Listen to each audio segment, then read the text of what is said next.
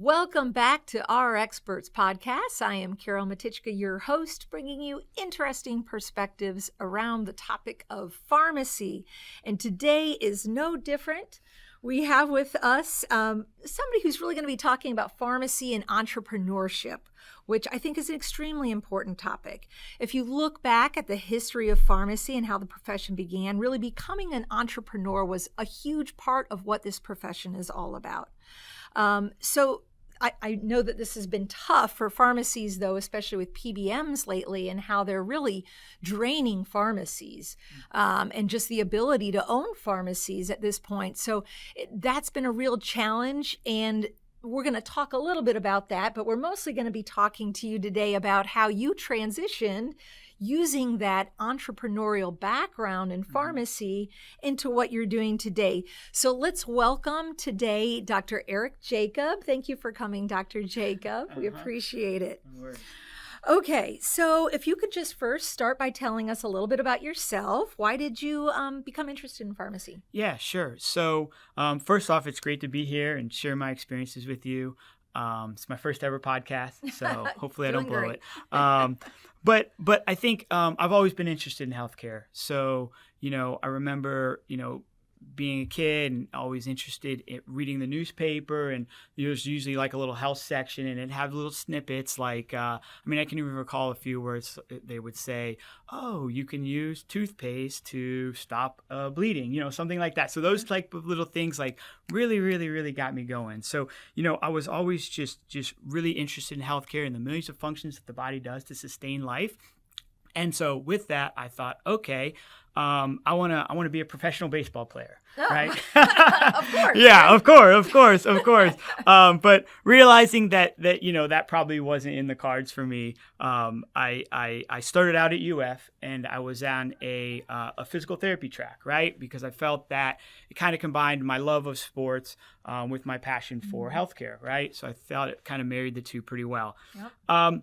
But, at the time, thinking back about it, it was a time where almost similar to how pharmacy happened, where, it was in a transitional period. So it was going from being, I think it was like a bachelor's or a master's degree, and they're transitioning to a doctoral program. Right. So the same thing that had happened to pharmacy in maybe the late 90s, I think it was, where it went from, a bachelor's to a doctor of pharmacy. Mm-hmm. So the same thing was happening in the physical therapy world at that time at UF.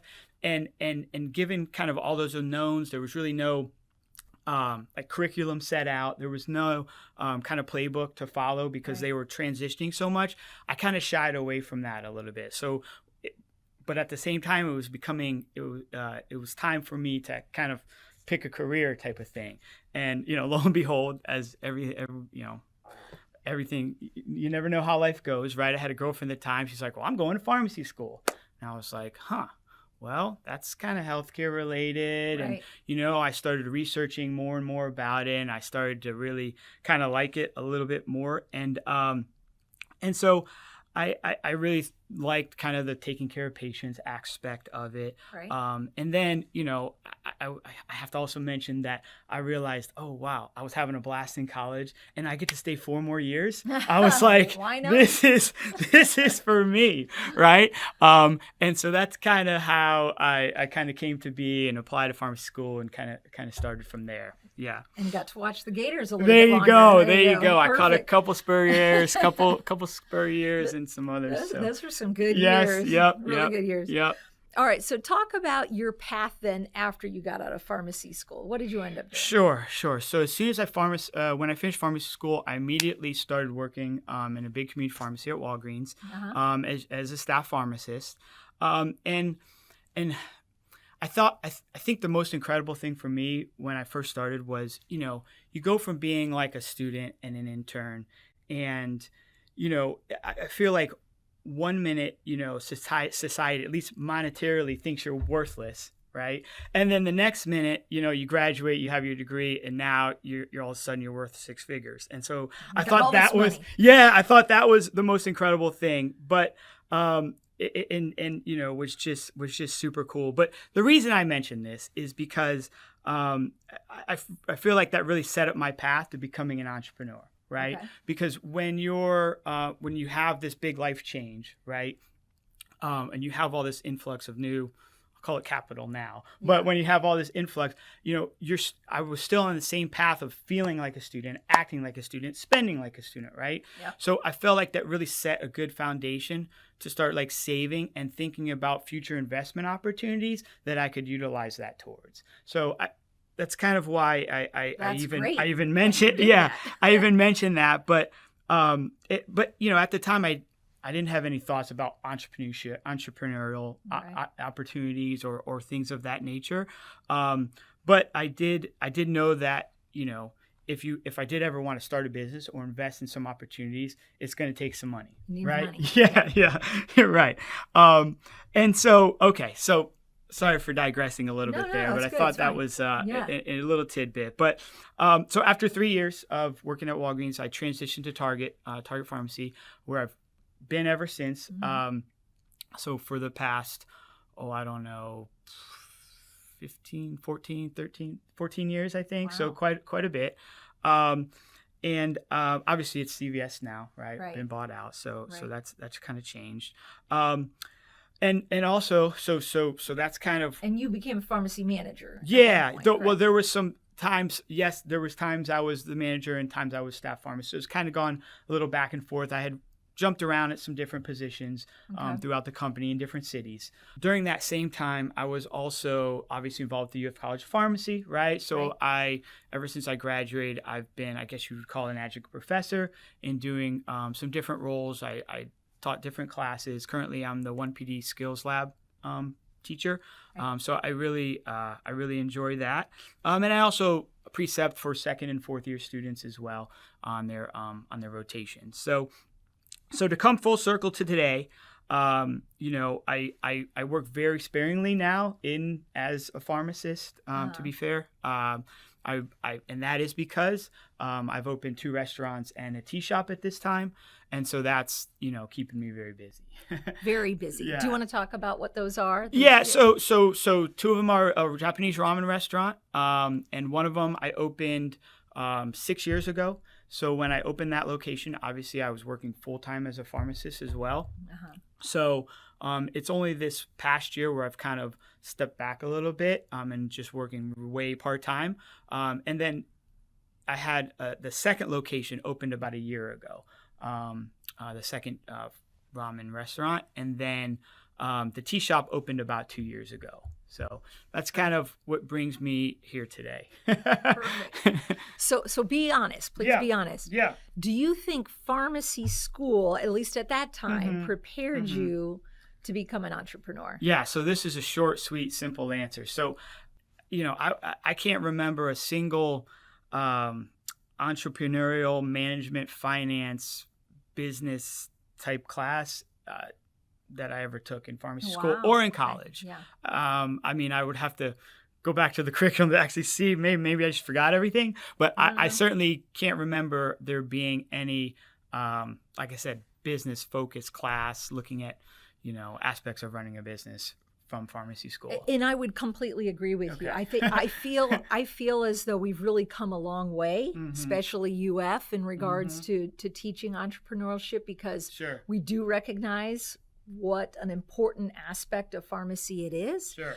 So I'll include some links in the show notes for everybody, but we do have an entrepreneurial summit that we hold now, and which students are all welcome to attend at no cost. We have the Innovate RX newsletter. So we have all these different things. We're integrating more into the curriculum, but I would agree with you, and you're not the first one to say that. I was worried that no, you're not the first one to say that. Is that, and I feel like that was across the country, is that pharmacy schools were not teaching this, even though it was really at the root of our profession, is being an entrepreneur. So what skills then? Obviously, you learned skills to become an entrepreneur. So what skills did you learn in pharmacy that actually helped you then to do what you're doing now? Sure. So the first thing is leadership skills, right? And I guess it's a good and bad thing, but day one, when you're the pharmacist and you're in a community pharmacy or an independent pharmacy and you're the leader on duty, you have to develop leadership skills, right? Because you have a whole team that you have to manage, Right. right? Yeah. So you're the leader that everybody's looking to, Right. for a variety of reasons. But not only that, are you the leader, but you have to know where to delegate and where to step in yourself, right? So I think as a pharmacist, you're multitasking, you're doing your own thing, but then at the same time you're also overseeing your team, making sure you're putting your, what they say, aces in places, right? So you're putting your, let's say you have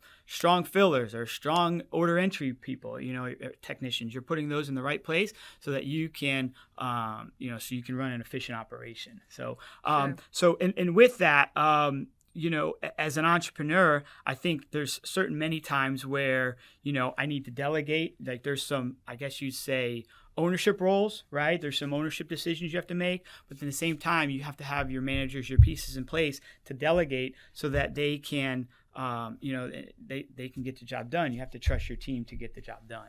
Makes sense. Yeah. Sorry. So that's just one. I have one quite piece. a few. Oh, sorry. there's a lot. Let me know if No, you go ahead. And so I think another useful tool is scheduling, right? So being able to anticipate your business needs and based upon sales. So when you realize, everyone gets off work at 5:00, I need to have some extra technicians or some extra people there to cover that time. Same thing in scheduling for business. In scheduling for my restaurants, you got to make sure you have the right amount of servers, hostess, line cooks, all those people that are going to efficiently produce, get the food out, make the customers happy, things of that sort. So Absolutely.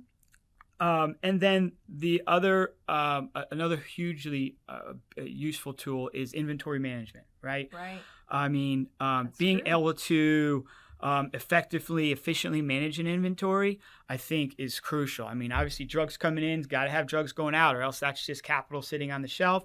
And you're able to utilize that money for potentially other things. Same thing in the restaurant industry. Like, the most, especially perishable things, the first stuff that comes in has to be the first stuff that goes out, or else you get a waste, right? You don't want to have waste, then waste leads to shrinkage, and then you're obviously not running a profitable business. So I think as far as the two most things that will either make or break your business is going to be inventory management and payroll.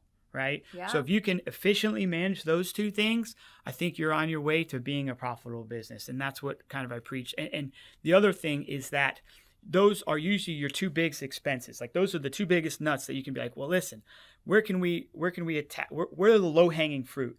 And the bigger the numbers, right? The bigger the expenses, the bigger the number that we're working on, the easier it is to kind of get in there and dissect it a little bit and say, okay, maybe we could make this a little bit more efficient, or maybe we could cut this person, or maybe we could, not order as much of this product, that's not moving. So similar, very similar, very similar attributes there. So interviewing skills, another skill I certainly learned. So hiring and firing people is huge. Right. And it's not only about being able to ask the right questions, but also identifying good or poor responses. I mean, certainly those interviewing skills I learned were huge for me, and seeing kind of, okay, who stays, and then when who stays, what were some of the characteristics of that person in the interview, or that I was able to diagnose that thought, that I thought to myself, well, listen, this is a good person. This is going to work out. Right. And then finally, the last one, sorry. No, you're fine. And this is huge, is customer service skills, right? Yeah, so I think customer service is huge in pharmacy, right? You get so many patients, they're coming in, they've had a rough day, they're sick, their co-pays through the roof, and then you have to be the one to kind of have a conflict resolution. You have to be the one who, kind of brings them down off their little angry train, or whatever you want to call it. Yeah, that's right. And the same thing's true, obviously, in business, right? I mean, you're going to get some customers that are upset for whether or not it's your fault or not. But it's always important to kind of take the high road. I mean, I'm certainly in the restaurant industry, we get reviews all the time. Sometimes they're fair, sometimes they're very unfair. But I found it's always better to obviously take the high road, respond professionally, and kind of go about your day. So I think those are some very good skills that we're able to transition from my pharmacy career to the business. That makes sense. Career. Yeah. And what about budgeting in that situation? Now, certainly inventory is pretty much a big part of your budget. And so did you learn any other aspects, I guess? Sure. So, I mean, you know, there's a lot of forecasting, and, you know, obviously you have to budget your payroll for your revenue. Sure. So, you know, a lot of times you don't want to get into a sticky situation. But the good thing is, you know, at least in the industry is, you know, you can, if you're overloaded, you can sometimes let people go home a little bit early. You can do some things like on the job to try to alleviate, well, listen, it's been a slow day, slow week, slow month, you know, let's see if we can kind of streamline a little bit of the payroll, make it a little bit more efficient. Gotcha. So, yeah. I imagine with what you do, advertising is also a huge part of what's necessary, and that's where customer service is part of it. Because now I feel like word of mouth, social media is so huge that's a big part of it. Oh man, it is, and you know, a large part of our customer base is coming directly from that area. Yeah. Right. I mean, a lot of our customer base is more of the younger generation, and so they're obtaining their social media, you know, they're taking all that social media and all those advertisements, and then, you know, it's usually transitioning into, you know, business. So do you have somebody who manages all that, or do you manage all of that? So I do. So we do have, so a couple things. So I do have a partner, and we all kind of have some different ownership roles, I guess you'd say, so skills as well. And that's one of the things I was certainly going to talk to is when in owning a business, it's so difficult to be proficient in all the aspects, right? Because there's so many aspects of a business. So there's everything from construction, right? So, you know, you need to oversee construction. There is operations, right? There's operations, there's marketing, there's negotiations, right? Negotiating different contracts, negotiating air conditioning companies, negotiating wine distributors, whatever it is. And, you know, it's so hard to be phenomenal at all those things. And so that's where I think it's very important to kind of stay humble and realize, okay, listen, I'm strong in these areas and I'm not so strong in these areas.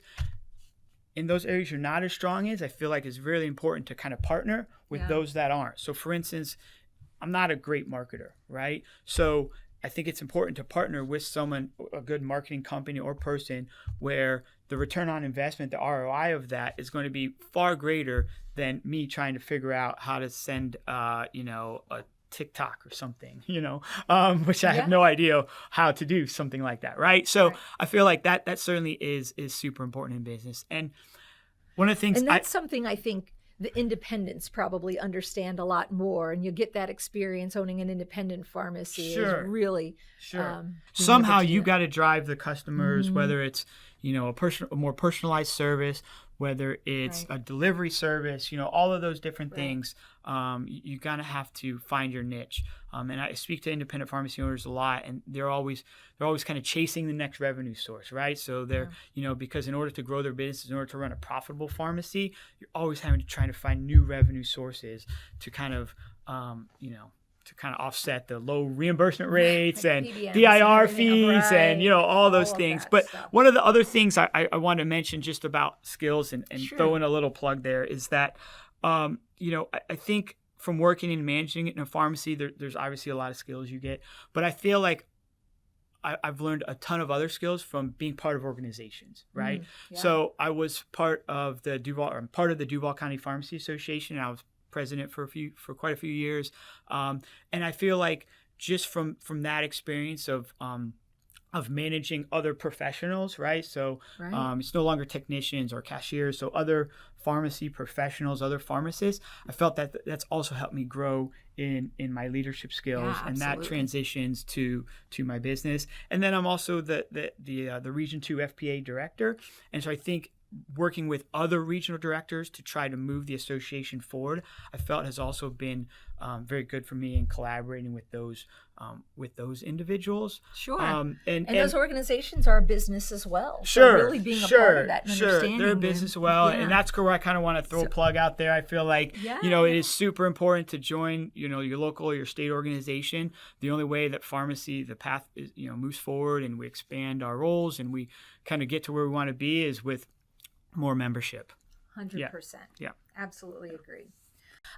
So I talked a little bit about what UF now is doing. Sorry, I'm kind of jumping around a little bit, but so knowing what you now know now, what would you like to see universities offering, and even UF or whatever College of Pharmacy in regards to helping people become an entrepreneur? Sure. And I will say, wow, when you had listed those things before, I thought, man, the university's certainly come a long way from where I can't even remember a certain class or anything. Right. You have all of these different things now. But we can definitely improve. So Sure. And I think that's great to hear that the college is kind of going in that way, because I even remember a few weeks ago, actually, I kind of got a little introduction to that because I guest lectured for the 3 PDs, and I was able to speak a little bit to inventory management, to financial statements, so balance sheets, profit and loss statements, cash flow statements. So all those things, I felt like, wow, when I was a student, I would really enjoy that. So I feel like the direction is really looking good. But I don't know what's been tried in the past or has or hasn't been tried. But I feel like maybe there could be like an independent pharmacy owner elective, so possibly they could do something of that sort. Also, maybe on your 4th year, when you're on your 4th rotations, maybe there's an entrepreneurial track, right? So maybe there's a track where you shadow some entrepreneurs, and there's some working opportunities in independent pharmacies and things of that sort. Because you're right, I do feel like it's kind of becoming a lost art. It's there's certainly much fewer independent pharmacies now than there were 15, 20, 30 years ago, right? So I feel like those are a couple ideas. Or certificate program, that might be good too. Yep. There you go. And then the other thing I would think of would be, I think guidance on writing a business plan would be very helpful. Mm-hmm. So I think there's so many good elements of a business plan that really requires a lot of critical thinking, and really a good business. There's so many things in a business plan I think about, and going back to when we first started our business.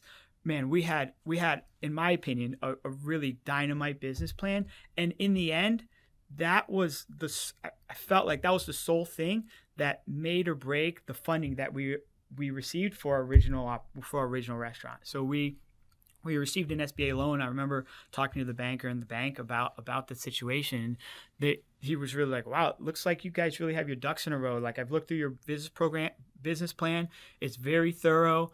And so I feel like that was the catalyst to push us over the edge to actually get that funding. Oh, wow. I mean, that's something I think, I don't know, maybe you guys already offer it or something similar, but that was a couple things that I would think of. Fantastic. Mm-hmm. Thank you. That's really great feedback. Mm-hmm. So if you had to name the reasons that you really went for this and chased your dreams, I guess, so to speak, what do you think that would be? Sure. So the first thing that comes to mind is freedom, right? Yeah. So financial freedom as well as temporal freedom. Now, make no mistake, in the beginning, or at least for the first 5 years, I still worked full time as pharmacy and helped run the restaurants and tea shops. So how many hours a week do you think you worked? Oh, geez, I don't even remember. I mean, so obviously at the pharmacy, I was, I think, salaried at 42 hours a week. Right. So then probably putting in at least another 20 in the business.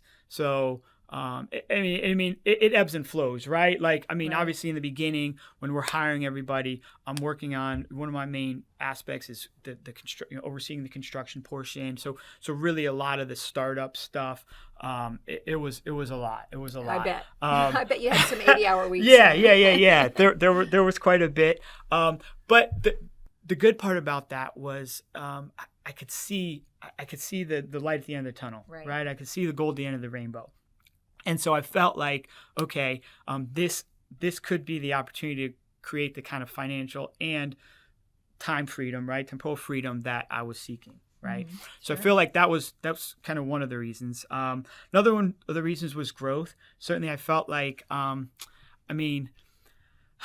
there's always room to grow in certain pharmacy professions, but I felt like getting out of my comfort zone a little bit and maybe trying a different something different would be good for me personally and professionally.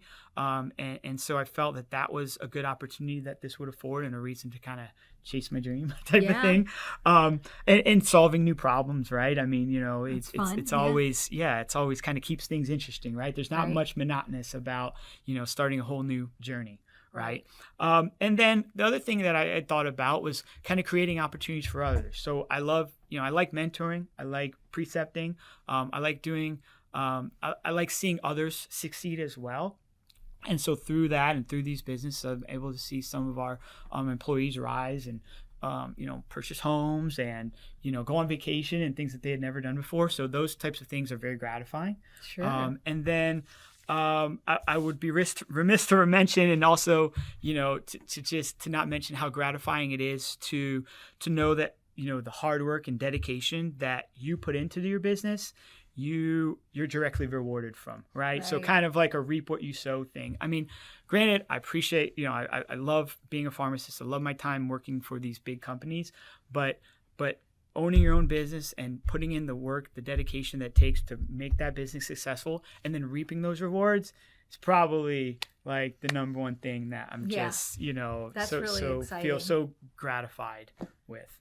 Yeah. And then, was this something you were passionate about? Do you like the restaurant industry? And So I mean, I'm sort of a foodie in a sense. So I've certainly I've I like food. I eat a lot, even though I try to stay fit. But I've always kind of been interested in just in business in general. Yeah. And I think the restaurant industry was a good segue into that, into owning something of my own, to having something of my own. So I think that, that's kind of where that came about. Mm-hmm. Makes sense. Okay, so everything isn't always rosy. Sure. We know that in pharmacy. We know that in any business. So can you name maybe 3 things that you wish you had known along this journey beforehand that would have maybe helped you out and avoided some troubles that you had? Sure. So, man, there's a lot I've learned on this journey, right? And the first one is that no one's going to hold your hand, right? So I had zero experience before this of obviously owning a restaurant. And there is just, there's so many things to work on, right? There's so many different negotiations. There's so many different, licenses that you need. Same thing with pharmacy, right? That you need so many licenses. You have the State Board of Pharmacy. You have to make sure you're following all those regulations. We have the health department. You have to make sure you're following all the health department rules. So, I mean, there's a ton of HR requirements, right? So, I mean, we have, each restaurant, like 45, 50 employees. So you can almost imagine that's an HR nightmare, right? And most of our employees are, 18 to 25, 18 to 30 years old, right? So there's a lot of turnover there. There's a lot of HR issues. So there's a lot of things you kind of have to figure out and kind of just, but I'm a person that I don't mind kind of getting into the weeds a little bit and getting my hands dirty, so to speak. Yeah. So, if I don't know the answer, I find it, right? And so, with that, like I said, the list goes on and on of the regulatory components and there's a lot. There's a lot. It's like pharmacy, but in many ways, it's interesting. Yeah. For sure. So some of the other things I've kind of learned is just to embrace change, right? So change, like what they say, change is the only constant. Yeah. I can give an example of course, like obviously pre-COVID, post-COVID, right? So for instance, for our industry, and for pharmacy industry, right? A lot of the businesses shut down, right? Or they went to delivery only. So we had to transition our model a little bit from, we were maybe 99% dine-in, 1% delivery to-go services. Now it's almost 25% of our business is like delivery to-go. So your Uber Eats, your DoorDashes, your, our personal website. So all of those things, it's just become a huge it's become a huge change, right? And now we're having to, set aside a part of the restaurant for just staging and putting those orders together. Sorry. No, it's okay. Yeah, versus before, obviously that was, had a very small impact on revenue. Yeah. So that, and then another thing that's kind of something I've learned along is just how hard it is actually to find good employees. And really employees that care about your business, because, obviously some individuals, and you can't blame them, but, they're just there for a paycheck, and they don't really care about your business. But when you do find those individuals, then I think it's very important to kind of promote and keep these individuals around. And one of the ways I think is good to do that is just kind of empowering them. And one of the things that what I do is I don't mind showing them like the financials. Like, for instance, I'll show them the P&L and say, hey, listen, this is our payroll this month. This is our inventory cost this month. How can we improve on that? Because the more responsibility you give, the more care that manager has, and then the more they're working on it every single day. If they're working on it every single day, then at the end of the month, it takes care of itself. Right. So I think that's something I've learned along the way, as well as,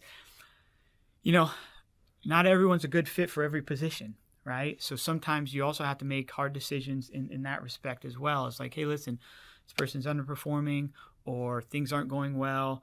The team isn't responding to their direction, and you have to go into a different direction. So I feel like I think that's like one of the hardest parts. Yeah, and I hate. If there's a way I can wiggle out of that part, I try to do, because it's very difficult. And then if I can just add a fourth thing, and it's one of the ones, another thing that I learned, I think I had mentioned it a little bit before, but just how difficult it is to be proficient in all aspects of the business. So I think one thing I learned is you really have to partner with good people, the right people, and they will lift you up. So, and then being able to delegate, which is part of that. Yeah, for sure. Absolutely. For sure.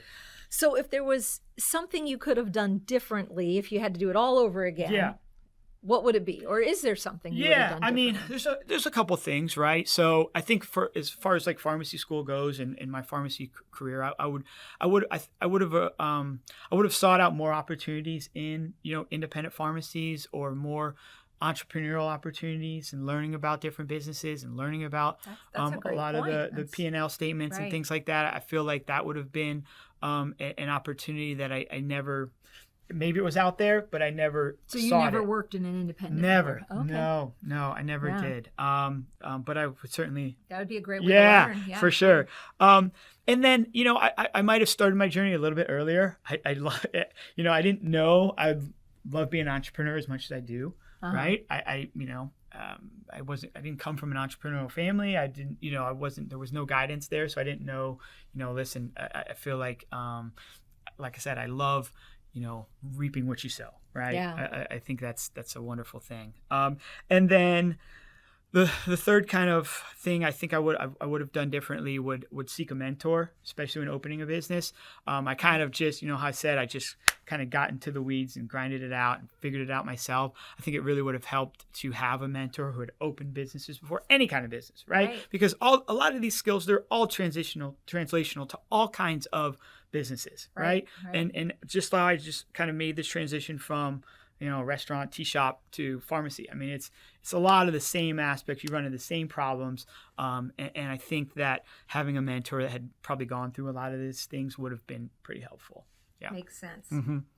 So anything else you want to leave our audience with today? You've been so great. Oh, yeah, sure thing. I mean, there's a couple of things. I mean, obviously I have a lot of thoughts, but one of the things that is one of the sayings I think that always annoys me, or something when I hear it, maybe it's a little bit of a pet peeve, I don't know, but it's that, you always have to fail to succeed, right?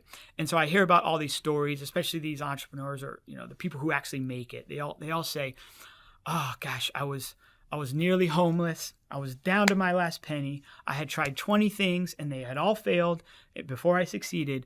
And I just don't believe that, you need to be that way in order to succeed. Right. I feel like, with the proper preparation and knowledge and determination, I think it's possible to succeed the first time. Now, sure, are there going to be some bumps on the road? 100%. But hopefully you trust in yourself enough to overcome them. I mean, there's always going to be ebbs and flows, ups and downs. And it's really how you respond to them is how you're going to either be successful or unsuccessful. So, and it's great that you had the pharmacy background, in case. Sure. It's that backup, 100%. Right? In case, and to make the money while you're trying to correct.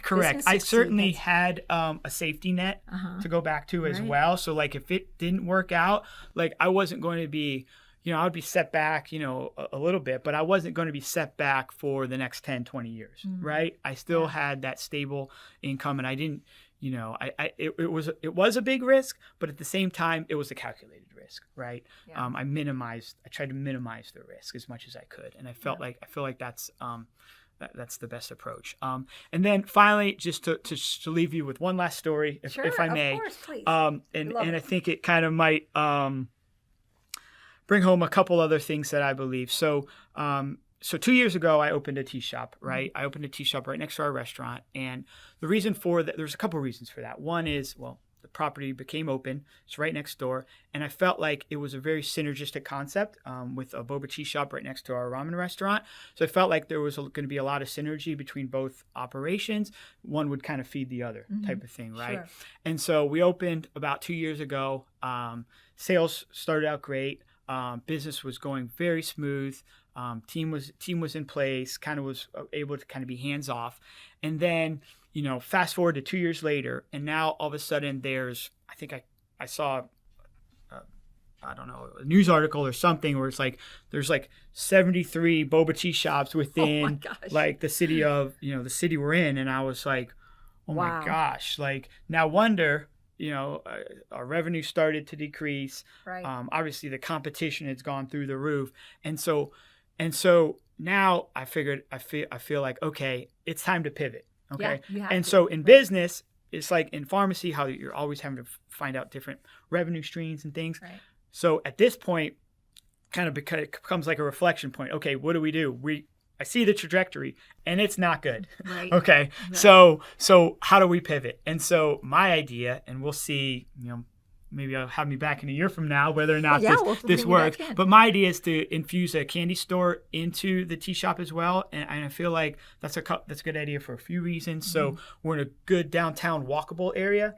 We're a block away from a middle school, so a lot of kids. So I feel like, and we already have the space and we have some room in the space. So I feel like it's a good time to kind of pivot and add that concept, which also might be an additive effect to the tea business. And so hopefully that will lead to a successful location. So with Sounds like a great idea. Yeah. So in my mind, it's great. And I have some visions of sugar plums and whatever, but dancing in your head. Yeah, Willy Wonka stuff. But we'll see if that actually comes to fruition. You gonna give out any golden tickets? Yeah. I have a few. I have a few tricks up my sleeve a little bit. But I'm a big candy fan also. So the nostalgic candy is really kind of hits home for me too. A little bit of a sweet tooth there. So we'll see. So that's kind of a passion too. So that kind of helps because I'm very excited about getting it up and running and starting it and getting the inventory in and seeing the smiles on the kids' faces. Like those kind of things really get me going. So that's awesome. Yeah. Well, thank you so much. And I do want to do a follow-up and figure out how did things go in a year or so. Sure. But we really appreciate you coming on. I mean, this means a lot. I think we get some students who like to listen and those who are really trying to figure out what they want to do as well. And this is inspiring. I feel like it's really inspiring. So thank you for coming on. Thank you to Dr. Eric Jakab. We really appreciate his time. And we'll include some of the information for UF in the show notes in regards to what we're doing in regards to entrepreneurship. And if you're okay with it, we can include a link to your restaurant and 3 of them. Sure. But thank you all for listening and take care. Thank you.